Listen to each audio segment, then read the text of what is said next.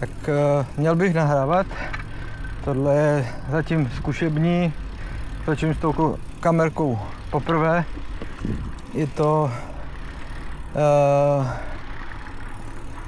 jak se to jmenuje, Insta360 Ace Pro.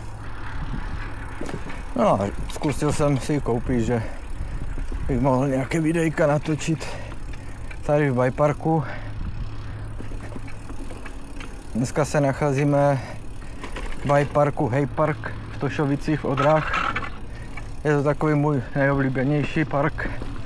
Je to i díky tomu, že ho mám asi nejblíž, nějakých 50 km od baráku. Tak jsem si tu dneska vyrazil.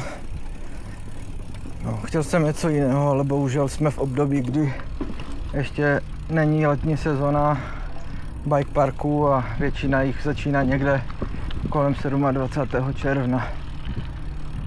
Takže si budeme muset ještě počkat. No a teď si to tady zkouším natáčet, jestli to natáčí aspoň řídítka, nebo co se děje přede mnou. Vůbec na to teďka nevidím, bohužel se musím oběma rukama držet, takže ani na to nepodívám.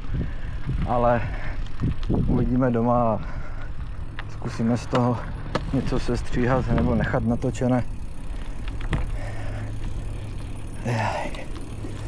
Ale dneska je horko, dneska dres s dlouhým rukavem a pod tím ještě pateřák a potím se jak svině. No, už jsme skoro nahoře.